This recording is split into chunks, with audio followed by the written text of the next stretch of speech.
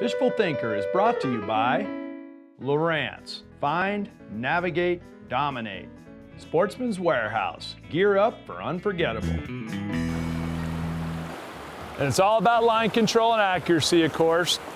Anytime you got a jig, it's all about line control and accuracy. You'll notice when I throw, I'm going to close the bail immediately to gain control and then go right to the reel. So as soon as it hits, I'm already bail's closed.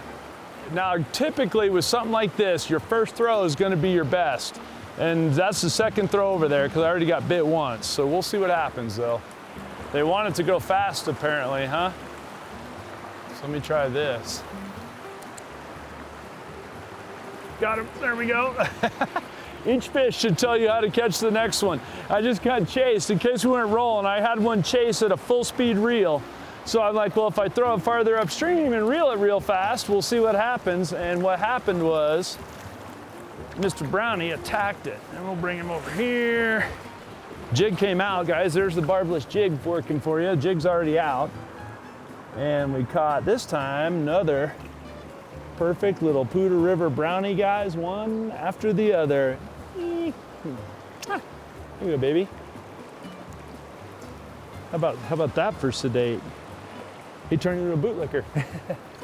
Yeah, and there's that little barbless jig. Comes right out of the fish, no problem. And I got the range I need to get him caught no matter where we are in the river. All right, guys, a little bit of new water here right in front of us. So I'm gonna start short because I don't want to blow the whole hole out if I catch one right off the bat. So we're back to the fly, the hopper dropper deal because again, I can reach this stuff. That one should get flushed.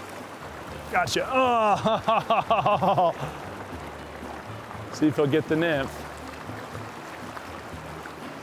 He didn't. Okay, so I need to stretch my cast out. Got him that time. Oh, get a hold of him. You guys can tell these little guys are. Look at this. Oh no, it's not either. I thought I had a brookie for a minute. Look at that little guy. That's pretty little fish. And I've got him on a size 24 disco midge. There we go. Whoop, there you go, buddy. You know the funny thing, guys, we love to compare and contrast fly and spinning tackle in the river in the same day, just because it just goes to show there's always more than one way to catch fish. So far today, we've been bit on a size 24 fly that is so small you can't even see it, all the way up to a 4-inch long jig, and we haven't fished 100 yards of river in the same condition. So it just goes to show you, it's, you know, people, oh, what'd you catch him with? Well, maybe just concentrate on what you're good at throwing. And this type of fly fishing is about as classic as it gets, guys, where you a hopper dropper on a western freestone river, summer or fall.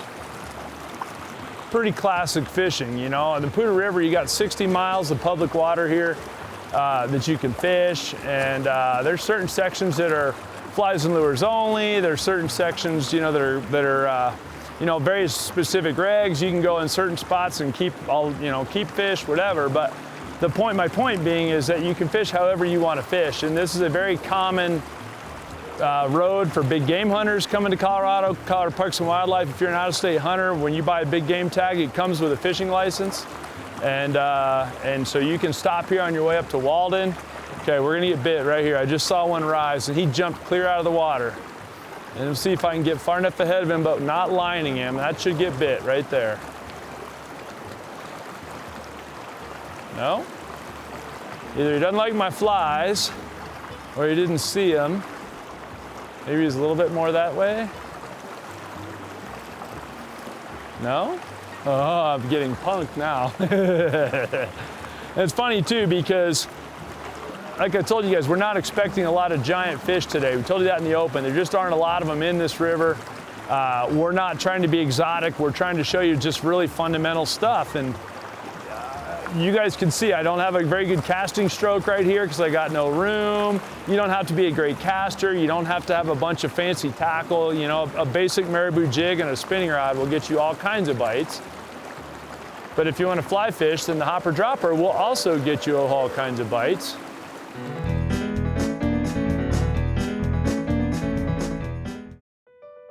Fishful Thinker is brought to you by Berkeley, your fish, our science. Abu Garcia, fish to win. Sportsman's Warehouse, gear up for unforgettable.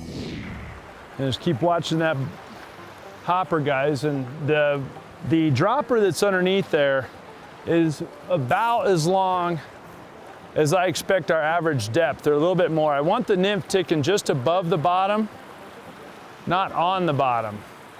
If it's on the bottom, you're gonna get a bunch of false readings in terms of you know, what fish you're getting. And you see I'm doing a bunch of false casting. All I'm doing when I do that, guys, is shaking the water off the flies. So when I'm doing this, all I'm doing is shaking the water off the fly and getting my range so that when I let the fly go, A, it floats when it hits really nicely, and B, I've got my range figured out as far as so I don't, you know, land it where I want it. And we talk about accuracy and line control on almost every single episode of Fishful Thinker. It's, unless we're trolling, accuracy counts. And when you're trolling, line control still counts. So accuracy and line control, doesn't matter if it's a spinning rod or a fly rod or a casting rod. If you're in control and you have accuracy, that's gonna beat all the fancy flies or jigs or lures of any kind that you could possibly have. That I promise you. And the one thing that the fly tackle has over the spinning tackle in most cases, with the fly rod, I can sit and work one spot. I need a lot less overall water to fish because my presentation doesn't turn fish off as much. Whereas if I've got a spinning rod, they tune into what I'm doing in a hurry. And then they won't fall for your stuff anymore. Whereas the fly is so much more natural and you're just feeding them what they're already eating anyway, that they're a lot less, as long as you don't move around and spook them with your body, you're not literally gonna wear out your fish as quick. And so it gives me a chance to be a lot more thorough with a fly rod, which is good because you don't have the range with the fly rod. So, you know, it's a plus and a minus to the whole thing. I may not have the range I had before, but I can work the water more thoroughly. So it just depends on, you know, how you want to look at it. But you can't sit here with a jig and work the same little seam like this over and over again and have any realistic expectation of getting bit. And any of these fish that I miss, guys, I'm keeping mental note of, and I will definitely throw the jig back to them after we're done with the flies. So after I work this hole with the fly, then I'll worry about throwing the jig on it and seeing what I can catch that way.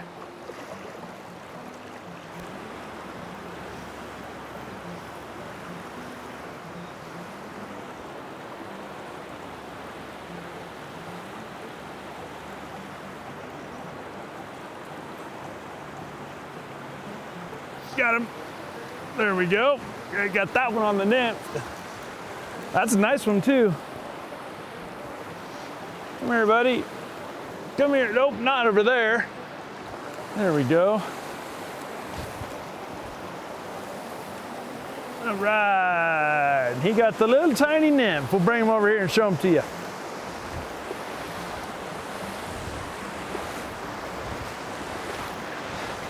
And I want to point out, guys, that my truck, my Tundra is parked right there, and we have filmed this entire show, and it's like, I don't know, maybe 100 yards of river. And where's my little nymph here? Where's he hooked? Easy, buddy. Easy, buddy.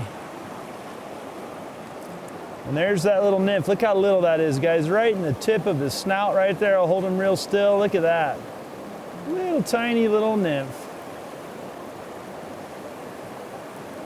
I can't even grab it, it's so little, to get it out. There he goes. Hope you take off. Oh, there he is, right down there.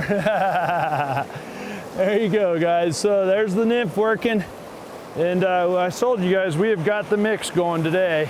And we have mixed it back and forth all morning long. And they all getting bit.